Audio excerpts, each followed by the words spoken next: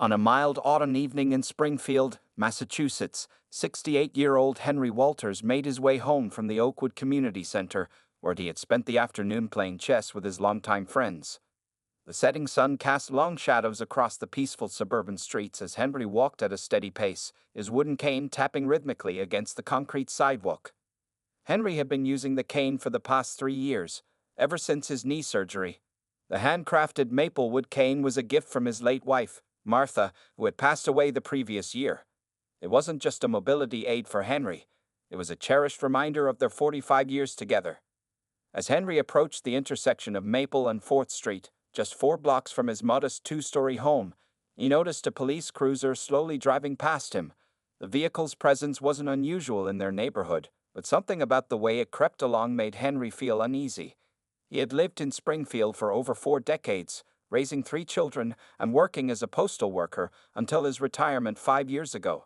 Everyone in the neighborhood knew him as Mr. Henry, the friendly elder who often shared stories and wisdom with young people at the community center. The police cruiser made a U-turn and pulled up alongside Henry. Officer James Barrett, a 60-year veteran of the Springfield Police Department, stepped out of the vehicle.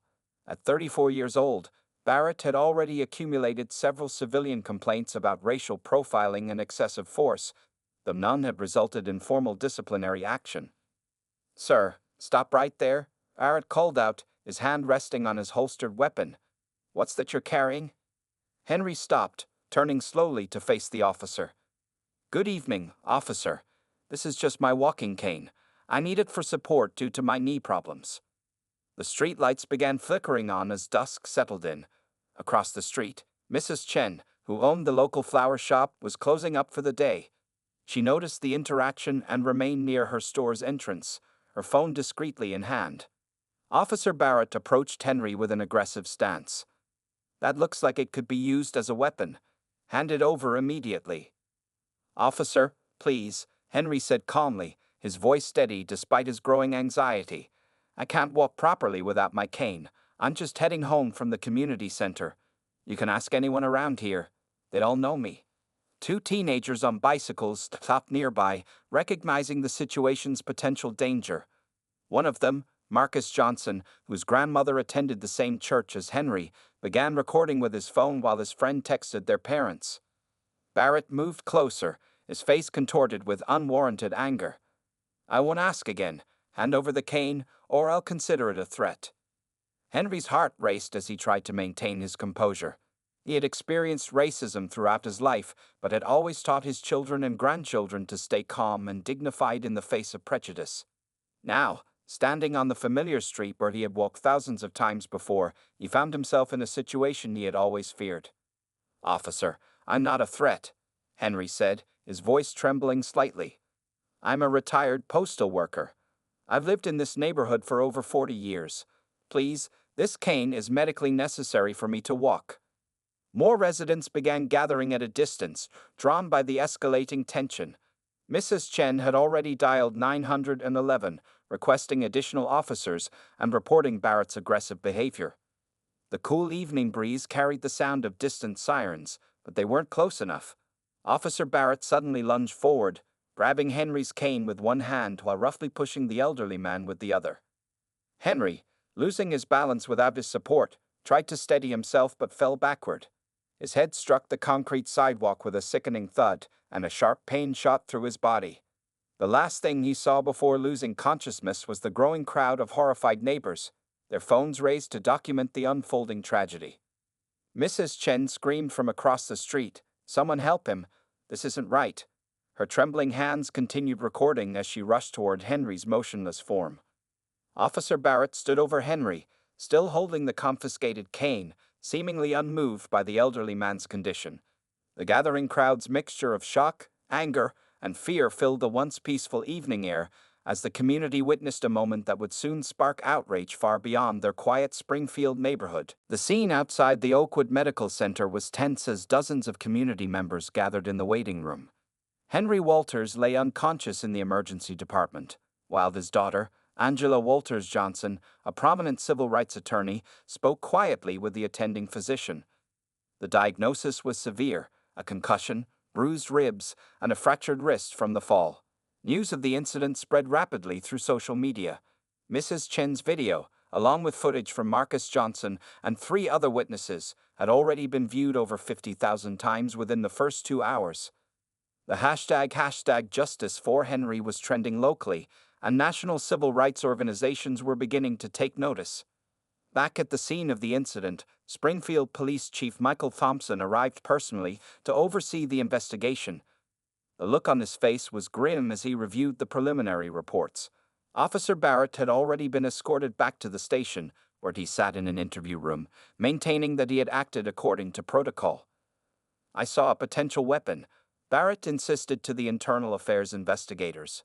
"The subject was non-compliant with my commands." Meanwhile, in the hospital waiting room, Reverend James Williams, Henry's pastor for the past 20 years, led a small prayer circle. Among those present was Tommy Chen, Mrs. Chen's 16-year-old son, who had rushed to the hospital after hearing what happened to the man who had taught him chess every Wednesday afternoon. "Mr. Henry never hurt anybody," Tommy said, his voice breaking. "He's the one who helped me with my college applications last month. How could this happen?" Angela Walters Johnson emerged from the emergency department, her legal training barely containing her emotional turmoil. She had already contacted her colleagues at the Civil Rights Legal Defense Fund, where she served as senior counsel. The sight of her father, a proud man who had marched with Dr. King in his youth, lying vulnerable in a hospital bed had stirred something deep within her.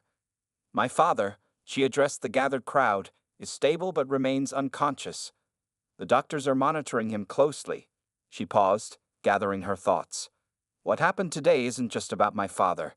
It's about every elderly person who fears walking down their own street. It's about every black person who has to think twice about carrying anything in their hands, even a medical device they need to walk." Outside the hospital, local news vans had begun to arrive. Reporter Sarah Martinez from Channel 7 News was preparing for a live broadcast when she noticed Mrs. Chen approaching with her phone. The footage she had captured was clearer than any other video of the incident. "He just attacked him," Mrs. Chen explained, her hand still shaking hours later. "Mr. Walters was so polite, so calm. I'd known him for 15 years. He comes to my shop every Sunday to buy fresh flowers for his wife's grave."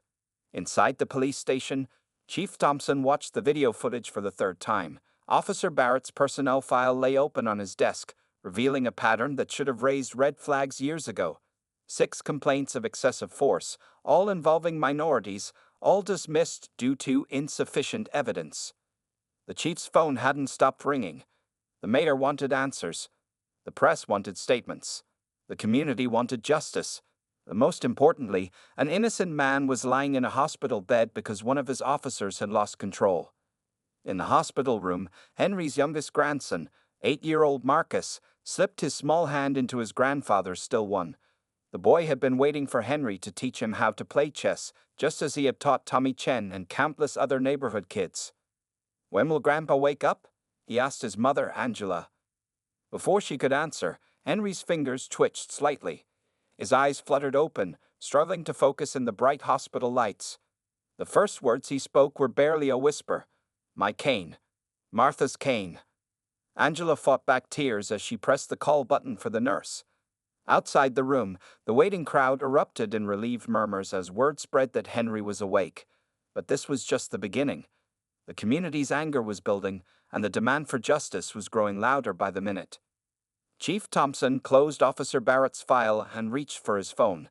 It was time to make some long-overdue changes in his department, starting with the officer who had just shattered the trust between the police and the community they were sworn to protect. By morning, the incident had exploded into national news. Major networks picked up Mrs. Chen's video footage, which played on repeat across morning shows and news broadcasts. The sight of Officer Barrett attacking Henry Walters became a symbol of the ongoing struggle against police brutality in America. Outside Springfield General Hospital, where Henry was recovering, reporters gathered in growing numbers. Local activist groups organized a peaceful vigil, with hundreds of community members holding candles and signs demanding justice. Many carried wooden canes in solidarity, a powerful visual statement that caught the media's attention. Inside the hospital, Henry sat upright in his bed, surrounded by his family. Despite his injuries, his spirit remained unbroken. Angela, his daughter, was fielding calls from civil rights organizations and news outlets while trying to protect her father from the growing media circus. "Dad," Angela said, reviewing notes on her tablet, "the ACLU wants to take your case. They believe this could set an important precedent for police reform." Henry adjusted his position carefully, wincing from his bruised ribs. "All I ever wanted was to walk home safely," he said quietly. "Now look at what's happened. Maybe some good can come from this after all." At the Springfield Police Department, Chief Thompson called an emergency press conference. The department's lobby was packed with journalists, their cameras focused on the podium where the chief stood, looking tired but determined. After reviewing all available evidence, Chief Thompson announced, "I have made the decision to terminate Officer James Barrett's employment with immediate effect. Furthermore, we are cooperating fully with the district attorney's office as they consider criminal charges." The announcement sent ripples through the community. Officer Barrett's police union representative immediately called for an appeal, but the public evidence was overwhelming. Besides Mrs. Chen's video, body camera footage from Barrett's own equipment had been recovered, showing the full extent of his unprovoked aggression. Meanwhile, at Barrett's home, reporters camped outside while he remained hidden from view. His neighbors, who had watched the video in horror, kept their distance. Some had begun sharing stories of previous encounters with Barrett, painting a picture of a man who had long abused his authority. Back at the hospital, Tommy Chen arrived with a special delivery. He carried a beautiful new wooden cane, handcrafted by his uncle, a local woodworker.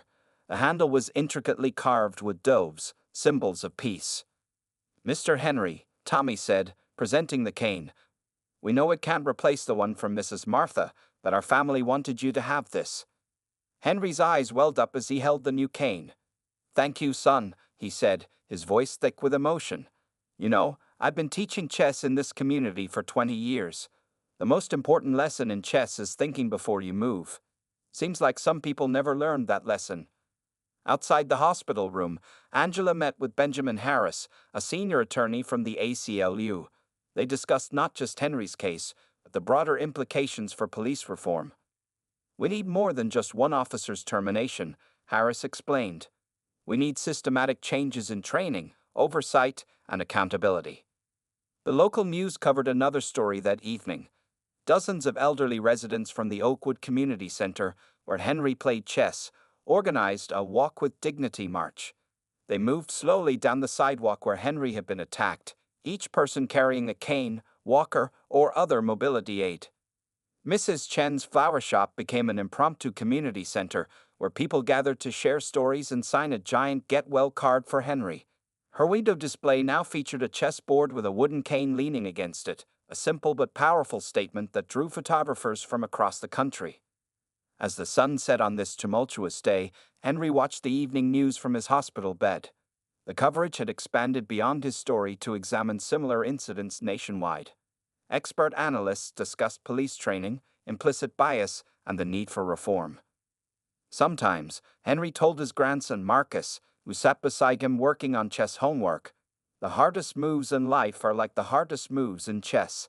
You have to sacrifice something to make things better. But you never sacrifice your dignity, son. Never that." Outside, the vigil continued, candles flickering in the growing darkness, as the community stood united in their demand for justice and change. 2 weeks after the incident, the Springfield Police Department's Internal Affairs Division uncovered disturbing patterns in Officer Barrett's past. Detective Sarah Martinez, a veteran investigator with 20 years of experience. "This goes deeper than we thought," she told Chief Thompson, spreading out files across his desk. Barrett's dash cam footage from the past year shows at least 12 incidents where he specifically targeted elderly minorities. Most victims were too afraid to file formal complaints. The chief rubbed his temples, the weight of institutional failure heavy on his shoulders. How did we miss this? How many times did we look the other way? Meanwhile, Henry Walters had returned home from the hospital, but his recovery was far from complete. Physical wounds were healing, but the psychological impact lingered. Each tap of his new cane on the sidewalk brought back flashes of that evening. Angela worked from her father's dining room, transforming it into a temporary legal command center. She coordinated with civil rights organizations while preparing for both criminal and civil cases against Barrett and the department. We've received supporting statements from 28 former victims, she told her legal team during a video conference. People who never reported their encounters with Barrett are finally coming forward. At the local NAACP office, Reverend Williams organized a community meeting. The small office was packed with concerned citizens, including Mrs. Chen and her son Tommy, who had become unexpected activists in their own right. This isn't just about one bad officer, Reverend Williams addressed the crowd. This is about changing a system that allowed him to operate unchecked for years. Officer Barrett's former partner, Detective Michael Rodriguez, finally broke his silence. He requested a meeting with Internal Affairs, carrying a personal logbook he'd maintained during their time working together. I tried reporting his behavior through official channels 3 times, Rodriguez explained to Detective Martinez. Each time, the complaints disappeared. I started keeping my own records because I knew someday something like this would happen. The district attorney's office announced their intention to pursue criminal charges against Barrett. District Attorney Eleanor Phillips held a press conference outside the courthouse. The evidence suggests a clear pattern of civil rights violations, she stated firmly. We are charging former Officer Barrett with assault, battery, and violation of civil rights under color of law. Back at Henry's house, the community continued to show its support. His chess students, both young and old, organized a tournament in his honor. They set up boards in his backyard, the gentle clicking of chess pieces mixing with conversation and laughter. Tommy Chen, who had been recording interviews with community members, showed Henry his latest project, a documentary about elderly rights and police accountability. Your story helped people speak up, Mr. Henry, Tommy said, adjusting his camera. No one should feel afraid to walk in their own neighborhood. The police department began implementing immediate changes. Chief Thompson announced mandatory de-escalation training, with special emphasis on interactions with elderly and disabled citizens. He'd also established a civilian review board, appointing Mrs. Chen as one of its first members. Angela received an unexpected call from Barrett's wife, Susan. He needs to face consequences, Susan said, her voice trembling. I've watched him change over the years, become someone I don't recognize. Maybe this will finally make him confront his actions. Henry's story reached the state legislature, where lawmakers began drafting the Walters Act, aimed at strengthening accountability measures for law enforcement and protecting vulnerable citizens. Local artists painted a mural on the wall near where the incident occurred. It showed an elderly man playing chess with a young child, surrounded by dubs and chess pieces. The simple message beneath read, "Dignity has no color." As evening fell, Henry sat on his porch, watching neighborhood children play. His new cane rested beside him, its carved dews catching the last rays of sunlight. Mrs. Chen arrived with fresh flowers, as she had done every evening since his return home.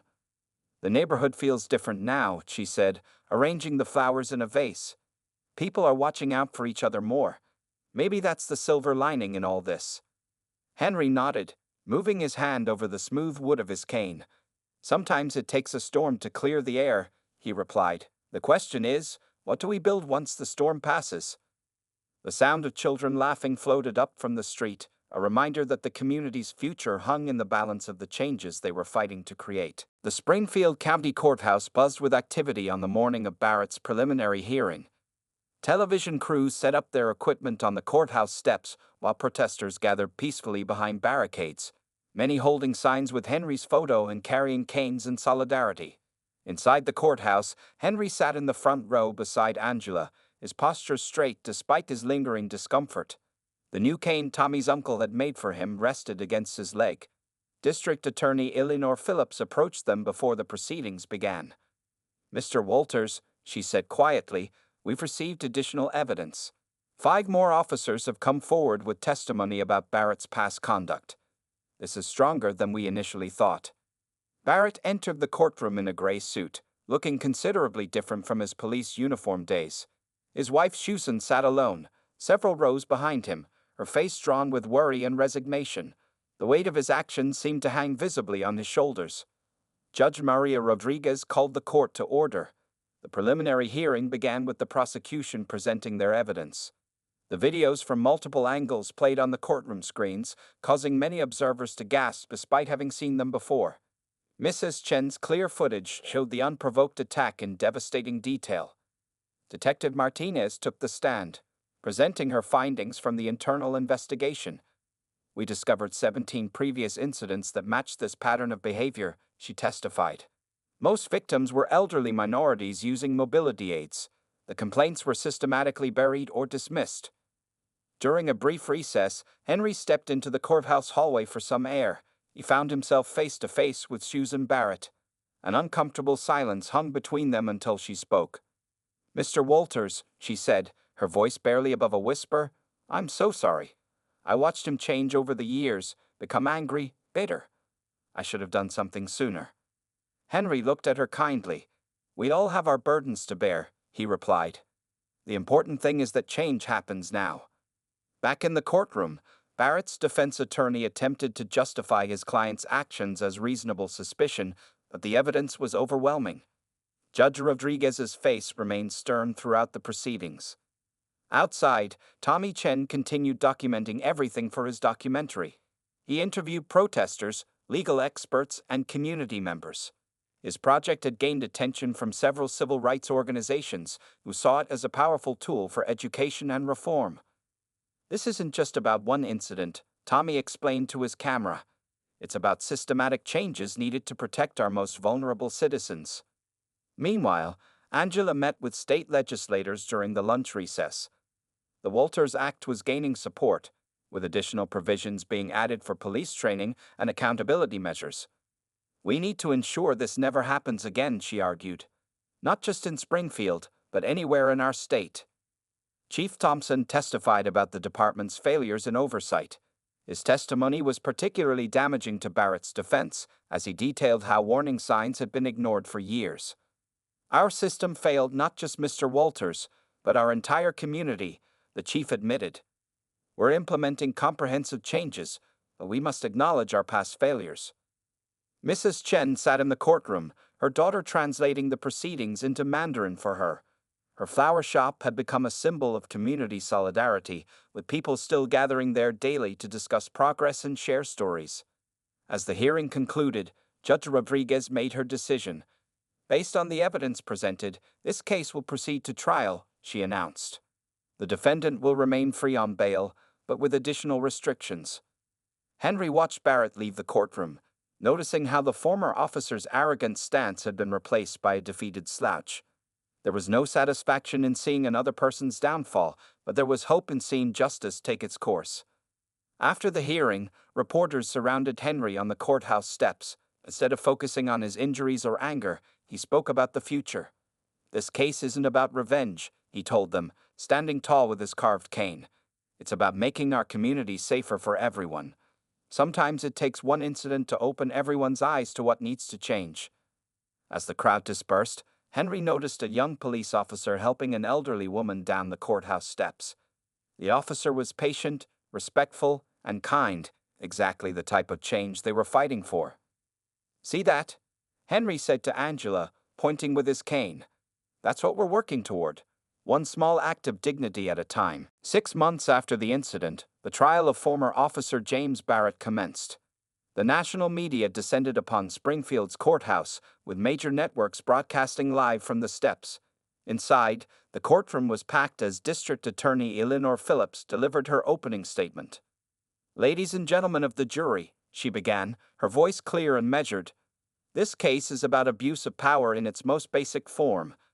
A man walking home with a medical device was attacked by someone sworn to protect him."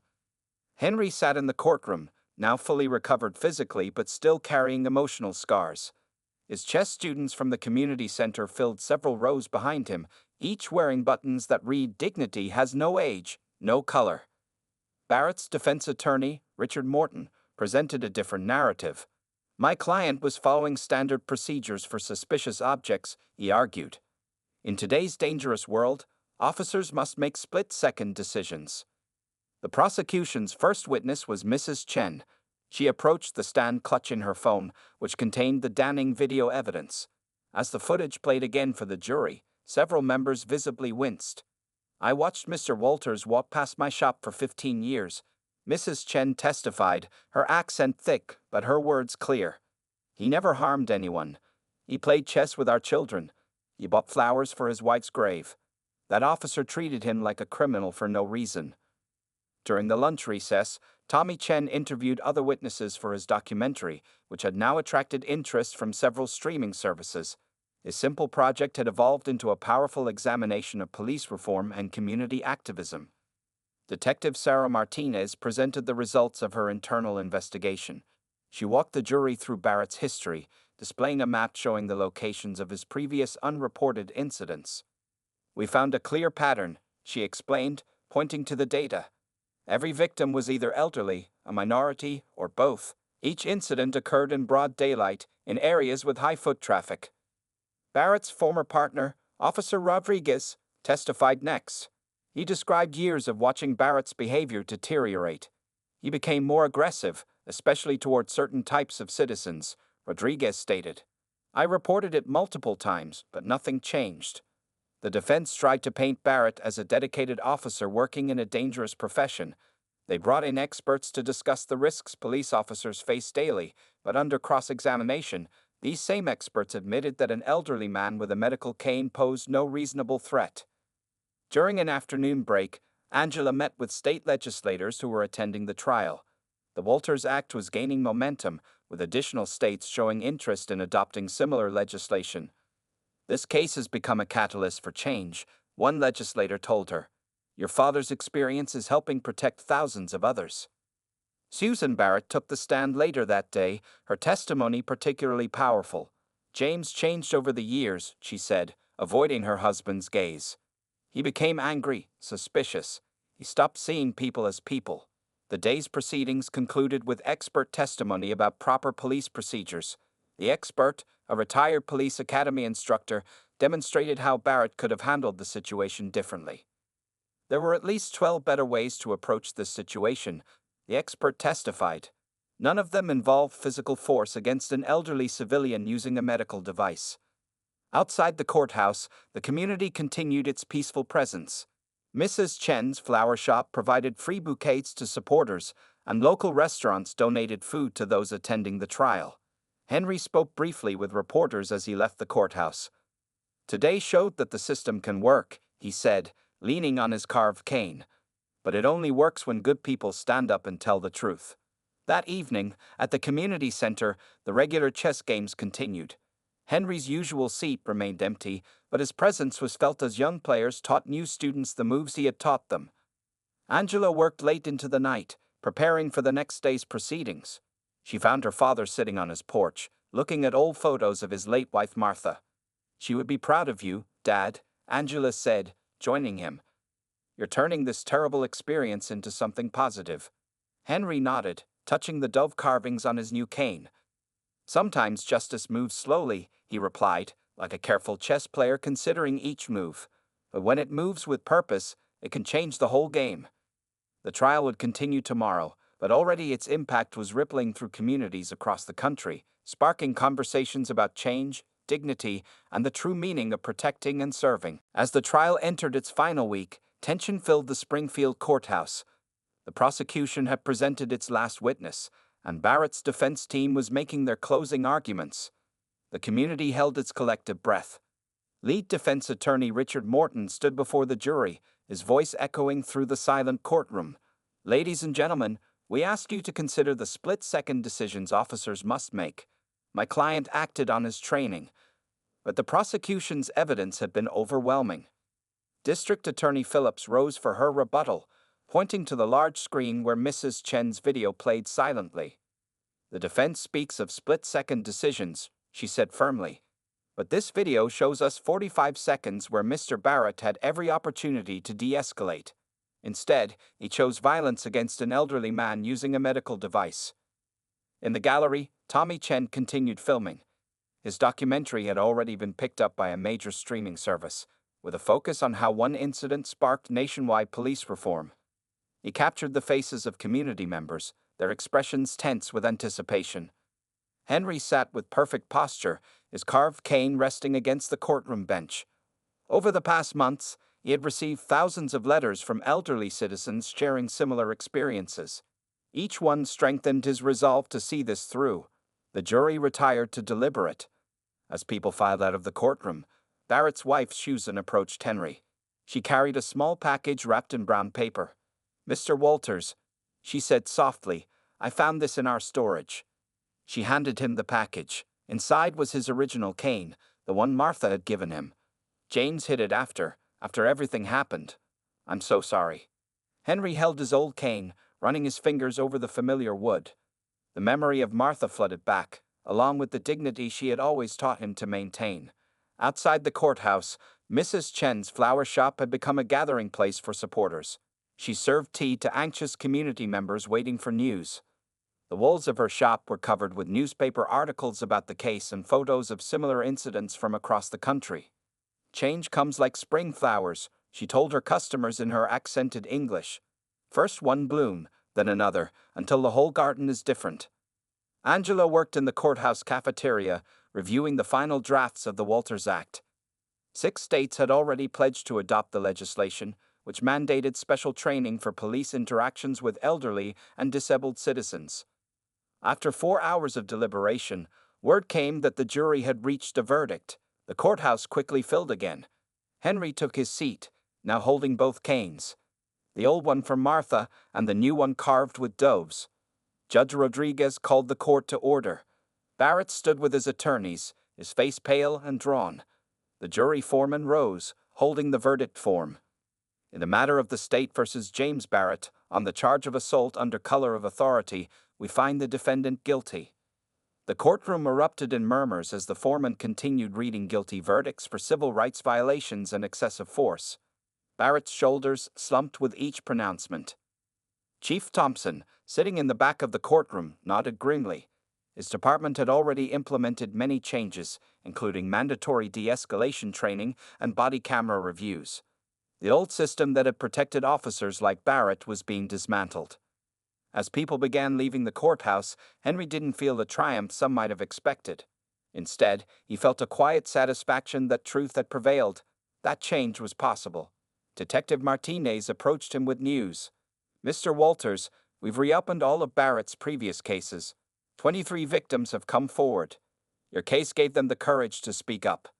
That evening, the community center hosted a special chess tournament in Henry's honor. Young players competed using new chess sets donated by local businesses, each one featuring a small carved cane as the king piece. Tommy Chen interviewed Henry one final time for his documentary. "What do you want people to remember about this case?" he asked. Henry thought for a moment, holding both his canes. "Remember that justice, like a good chess game, requires patience, strategy, and dignity. But most importantly, remember that change is possible when people stand together for what's right." As night fell over Springfield, the community began to heal. The verdict wasn't just about one officer or one incident. It was about setting a new standard for how society protects its most vulnerable members. Henry placed Martha's cane beside his bed that night, next to the dove-carved one that symbolized his community's support. Tomorrow would bring new challenges, but tonight, justice had prevailed. 1 year after the verdict, Springfield had transformed. The changes sparked by Henry Walters' case reached far beyond the local community, creating ripples of reform across the nation. On a bright spring morning, Henry stood at the podium in front of the newly established police training center, which had been renamed the Walters Center for Community Policing. His daughter Angela stood beside him, along with Chief Thompson and Mrs. Chen. "Today, we're not just opening a building," Henry began, his voice strong and clear. "We're opening a new chapter in how our police officers and communities work together." The center would serve as a model for other cities, featuring specialized training programs focused on elderly and disabled citizen interactions. Former Officer Barrett's case was now used as a teaching example of what not to do, while also highlighting how systematic changes could prevent similar incidents. Tommy Chen's documentary had premiered the previous month on a major streaming platform. Titled "Walking with Dignity," it had already won several awards and was being used in police academies nationwide. Tommy stood in the crowd, still filming, capturing this moment for a follow-up project. "Mr. Henry's story changed everything," Tommy told a reporter. "But the real change happened because our community refused to let this be forgotten." The Walters Act had been adopted by 28 states, with more following suit. Angela had traveled extensively, helping other communities implement similar reforms. But today, she was home to celebrate with her father. Mrs. Chen's flower shop had evolved into an unofficial community center. The walls displayed photos of positive interactions between police officers and elderly citizens. Her weekly tea gatherings had become a place where officers and community members could meet informally and build understanding. "See how things bloom," she said, arranging flowers for the ceremony. "Just like I said, one flower at a time." Barrett, now serving his sentence, had written a public apology letter that was displayed in the new training center. His wife Susan had become an advocate for police reform, speaking at conferences about recognizing and addressing bias in law enforcement. The chess tables at the community center were always full now. Henry had returned to teaching chess, but with a new lesson incorporated into every game. "Chess teaches us to think before we move," he told his students. "But life teaches us that every move we make affects the whole community." Chief Thompson had implemented sweeping changes in his department. Every officer now wore a body camera that couldn't be turned off during civilian interactions. Monthly community meetings allowed citizens to voice concerns directly to police leadership. "The Walters case showed us our blind spots," Thompson explained during the ceremony. "Now we have a chance to do better, to be the police force our community deserves." Detective Martinez, who had led the investigation into Barrett's past conduct, now headed the department's new Internal Affairs Division. Her office maintained an open-door policy for both officers and citizens to report concerns. As Henry concluded his speech, he held up both canes, Martha's original one and the dove-carved one from the community. "These aren't just walking sticks," he said. "They're reminders that support can come from love, like Martha's cane, or from community, like this one. Both help us stand tall." The ceremony ended with the unveiling of a mural on the training center's wall. It showed diverse hands joining together, with Henry's two canes crossed in the center, symbolizing the bridge between law enforcement and the community. That evening, Henry hosted a chess tournament at the community center. Officers and citizens paired up as partners, playing together instead of against each other. The sound of laughter and friendly conversation filled the air. Mrs. Chen served tea while Tommy filmed the games. Angela discussed future legislation with visiting police chiefs. The community that had come together in crisis now stayed together in progress. As Henry walked home that night, using Martha's cane, a young police officer stopped his patrol car. The officer stepped out and offered to walk with him. "It's my honor, Mr. Walters," the officer said. "Your case was part of my training. It taught us that our job is to protect dignity as much as safety." Henry smiled, knowing that from one painful moment, real change had grown. The sidewalk where they had once been attacked was now a path of hope, where officers and citizens could walk together, learning from the past and building a better future. The chess master in him knew that sometimes the most powerful moves were the ones that changed the entire game, and in Springfield, they had changed the game for generations to come.